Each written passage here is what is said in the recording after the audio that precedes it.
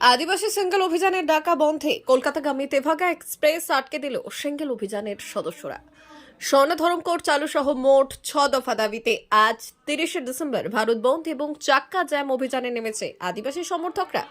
এছাড়াও বালুরঘাট শহরে সরকারি বাস চলাচল স্বাভাবিক থাকলেও বেসরকারি সমস্ত বাস বন্ধ রয়েছে। শহর জুড়ে পুলিশের পাহারা থাকলেও বন্ধ সমর্থকদের এখনো পর্যন্ত বালুরঘাট শহরের রাস্তায় দেখা যায়নি। কিন্তু বেলা 7টা বেজে গেলেও সরকারি বাস প্রতিদিনের মতো স্বাভাবিকভাবেই চলছে বলে সূত্র মারফত খবর, এবং বেসরকারি কোনো বাস রাস্তায় দেখা যায়নি। এছাড়াও দোকানপাট বেশিরভাগ বন্ধ রয়েছে। এছাড়া এখনো পর্যন্ত বালুরঘাট বড় বাজার বন্ধ রয়েছে বলে খবর। কোথায় চলেছেন?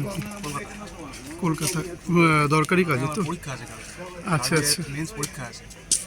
আচ্ছা, এই যে ভারত বন্ধের জন্য ট্রেনটা আটকে রেখেছে, এটা তো আমি জানতাম না, আজকে সকালে ট্রেনের স্টেশনে আসার সময় শুনলাম। এবার অসুবিধা তো খুবই হচ্ছে। আচ্ছা। কালকে আমার সকাল 8:30টার মধ্যে ঢুকতে হবে পরীক্ষা সেন্টারে। এখন না যেতে পারি, কিসে যাবো তার ব্যবস্থা করতে হবে।